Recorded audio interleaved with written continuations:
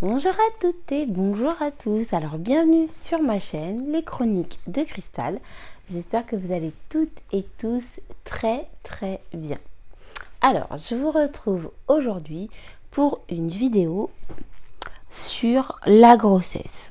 Donc grossesse très particulière, grossesse gémellaire, en solo et sachant que je suis déjà maman. Donc j'ai déjà 2 enfants, donc un petit garçon qui a 4 ans et demi et une petite fille qui a 20 mois. Et donc effectivement pour ma grossesse gémellaire, je suis seule. Donc je vous fais une vidéo aujourd'hui pour vous partager le premier trimestre, donc du coup les 3 premiers mois, pour évoquer différents thèmes. Les symptômes de grossesse, est-ce que ça change quelque chose ou pas par rapport à une grossesse classique. Cette vidéo s'adresse également aux mamans qui sont enceintes d'une grossesse unique, parce que des symptômes de grossesse, c'est des symptômes de grossesse. Et puis tout ce que je vais pouvoir dire s'adresse également à une maman,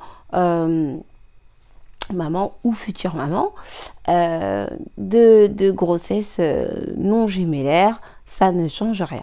Donc c'est parti. Alors du coup, j'ai pris pour cette vidéo mes petites notes pour ne pas trop m'étaler, parce que je sais que je parle beaucoup, je discute beaucoup.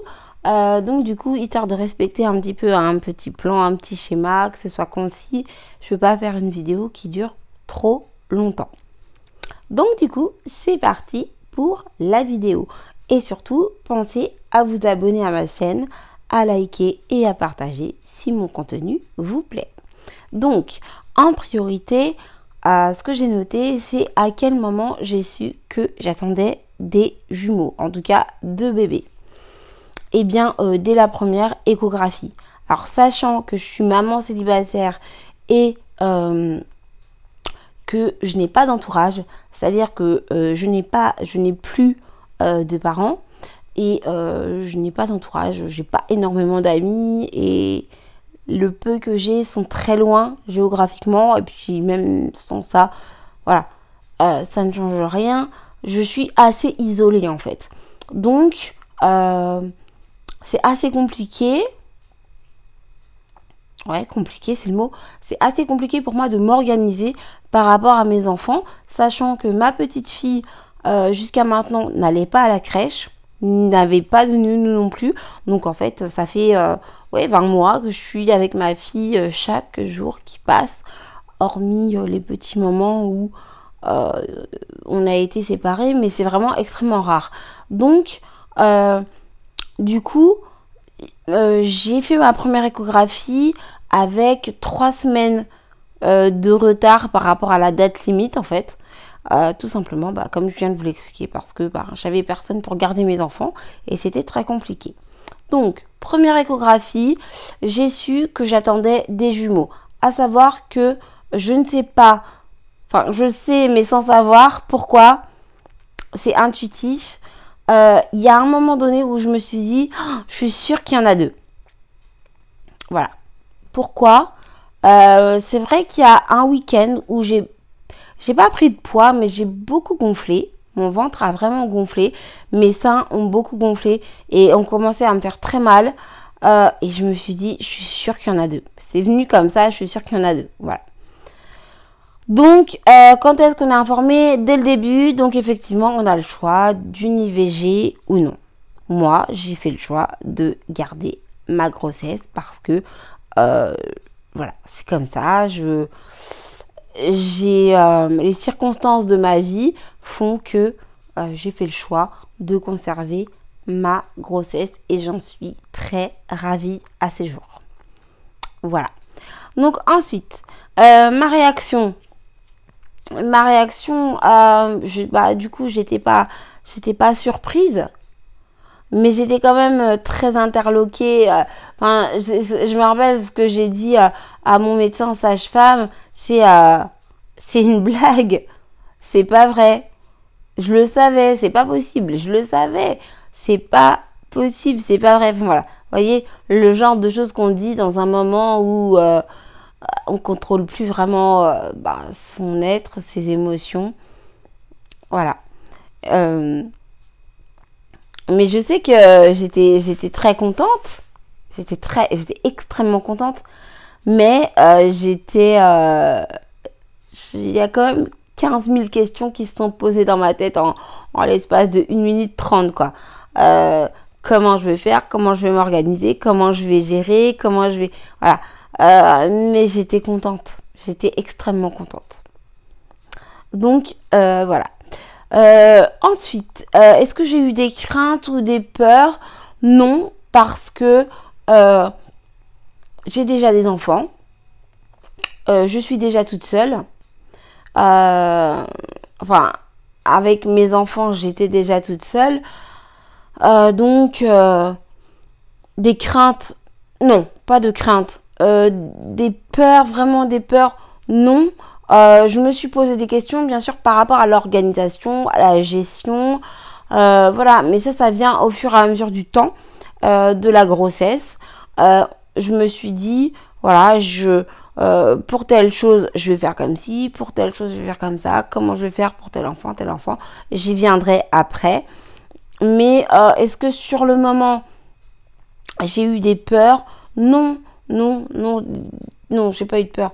Avoir peur, ça sert à rien, ça ne change pas la situation. Donc non, vraiment, j'ai pas eu de peur, mais je me suis posé des questions. Voilà. Alors, ensuite, les symptômes de grossesse. Alors, du premier trimestre, j'ai été très malade. C'est d'ailleurs pour ça que j'ai beaucoup moins publié de vidéos, que j'étais beaucoup moins présente sur la chaîne. J'ai été très malade. Et d'ailleurs, après toutes mes grossesses, j'ai été vraiment malade en fait. J'avais jamais été aussi malade. Quand je dis toutes mes grossesses, sachant que j'ai mes 2 enfants, mon fils de 4 ans et demi et ma fille de 20 mois. Et j'ai eu 3 enfants avant. Donc en 2003, 2005 et 2008. Mais malheureusement, ces enfants-là, eh bien, je les ai perdus en fait. Voilà. Donc, voilà, j'ai mes 2 petits, mais j'ai eu 5 grossesses. Et donc, les symptômes que j'ai pour cette grossesse actuelle ont été extrêmement forts durant les 3 premiers mois. C'est-à-dire que j'ai eu certes des nausées, pas que le matin, toute la journée. J'ai eu des vomissements toute la journée également. Ce qui m'a vraiment le plus dérangé, c'est que j'ai eu... excusez-moi, je bouge parce qu'en fait, j'ai des mouches qui m'embêtent. Il fait très chaud aujourd'hui et je suis envahie par les mouches, pardon. J'ai eu beaucoup de vomissements toute la journée en fait. C'est pas le matin, le midi ou le soir, c'est toute la journée et ça n'a strictement rien à voir avec le fait de sentir une odeur qui me dérange ou pas. C'est vraiment comment dire, ça venait comme ça en fait. C'est sans raison. À un moment donné, je me sens pas bien et je vomissais. Voilà, je vous passe les détails, mais que j'ai mangé ou pas, voilà, j'étais malade. Quoi d'autre? Énormément de vertiges. J'ai eu énormément de vertiges et j'ai eu la chance d'avoir autour de moi des personnes très sympathiques qui tout simplement ont été présentes au moment où j'étais à côté d'elles, que ce soit dans les magasins, dans la rue, à l'école également, enfin devant l'école. Ouais, j'étais vraiment très malade en fait en ce début de grossesse. Et puis, parce que là du coup je suis à 4 mois, je suis à presque 5 mois en fait. Et du coup, j'ai envie de dire que c'est passé pratiquement du jour au lendemain. C'est très surprenant, mais en l'espace de 1 jour, 2 jours, le lendemain, enfin, il y a eu un jour où je me sentais mieux. Et le jour d'après, ben, plus rien. Voilà, c'est vraiment impressionnant parce que pour mes grossesses précédentes, c'est soit j'étais malade toute la grossesse, soit j'étais pas malade du tout. Enfin, chaque grossesse est différente. Donc c'est pour ça que je peux pas vous dire si vous attendez des jumeaux ou pas, ou si ou ça, vous allez ressentir ça. Je ne suis pas en mesure de vous dire ce que vous allez ressentir parce que chaque grossesse est vraiment différente. On peut avoir 5 filles, 5 grossesses différentes. On peut avoir une fille, un garçon, 2 grossesses différentes. C'est vraiment très aléatoire. Donc là, du coup, je suis à la fin de mon 4e mois et ben, je me sens beaucoup mieux et je suis bien contente de ne plus avoir tous ces symptômes. Donc maintenant, j'avais noté également, excusez-moi, c'est toujours les mouches qui m'embêtent, la prise de poids, j'ai pris 3 kilos. Mais ça, c'est pareil, c'est indépendamment de chacun. J'ai pris 31 kilos pour une de mes grossesses. J'ai pris 9 kilos pour ma dernière grossesse. Donc, vous voyez, ça n'a vraiment rien à voir. C'est c'est comme ça, j'ai envie de dire. C'est en fonction de son hygiène de vie, de son mode de vie, je pense aussi quand même du fait d'attendre une fille ou un garçon. Pour les filles, j'ai toujours pris moins de poids.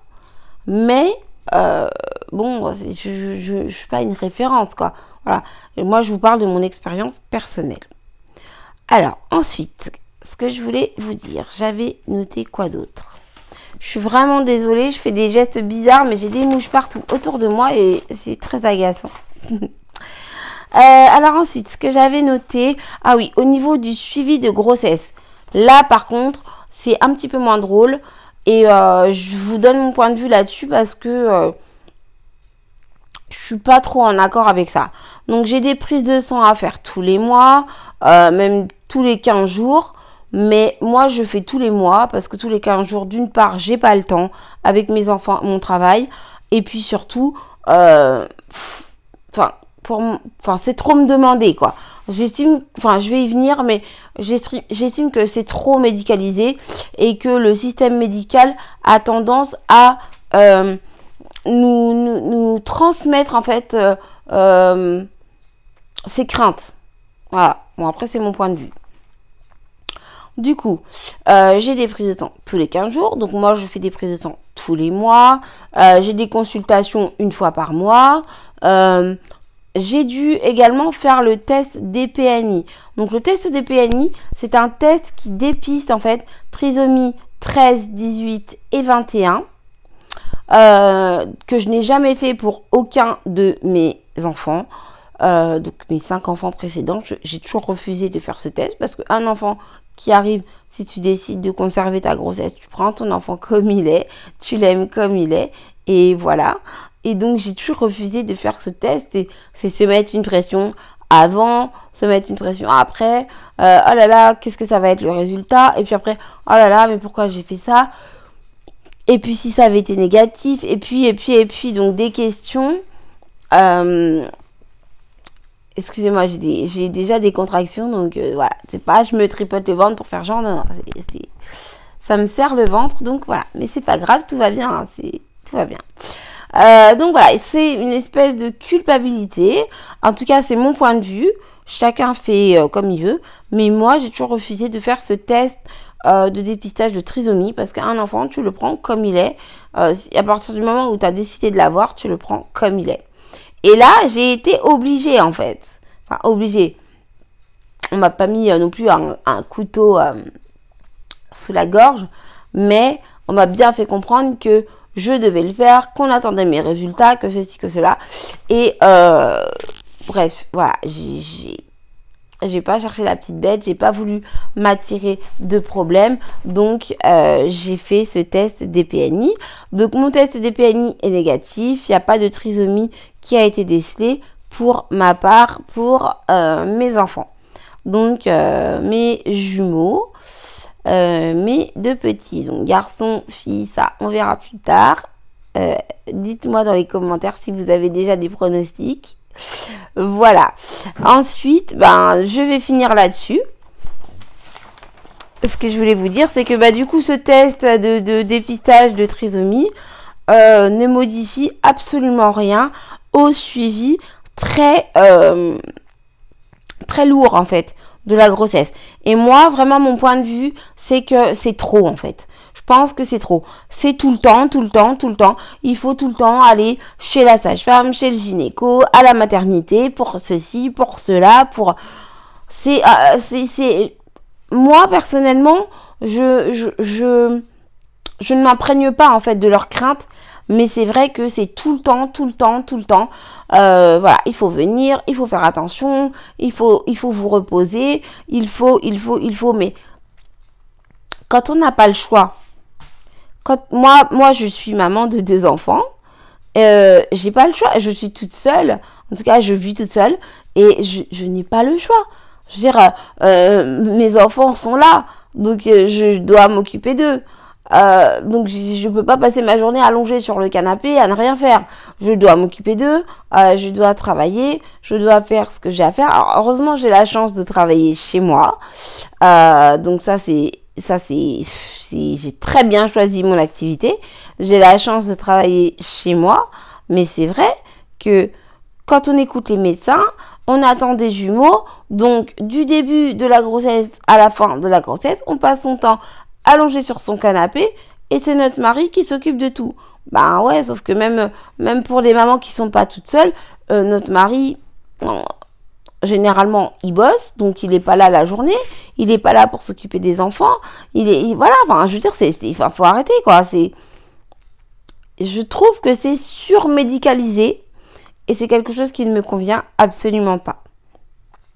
Donc même si je fais attention, je fais tous les examens qui sont demandés, voilà, mais moi c'est mon point de vue, voilà, je suis pas là pour vous donner des conseils, je suis vraiment là pour vous donner ma vision de la situation, ma vision des choses. Alors certes, je suis très fatiguée et je me rassure du mieux que je peux pour la suite. Parce que je me suis organisée, mais c'est vrai que c'est trop médicalisé et si on est un petit peu fragile, un petit peu sensible, je trouve que le personnel médical a tendance, excusez-moi, j'ai extrêmement mal dans les jambes, alors je ne sais pas pourquoi, mais j'ai très mal dans les jambes, c'est pas grave, ça va passer. Je trouve que le personnel médical a tendance à nous donner à nous transmettre trop de peur, de crainte et de choses dont on n'a pas besoin, sachant qu'on a déjà des doutes. C'est facile de dire, ben non, j'ai pas peur. C'est pas que j'ai peur ou que j'ai pas peur, mais bien évidemment que je me pose des questions parce que déjà avoir un bébé, c'est fatigant. Avoir un bébé toute seule, c'est encore plus fatigant.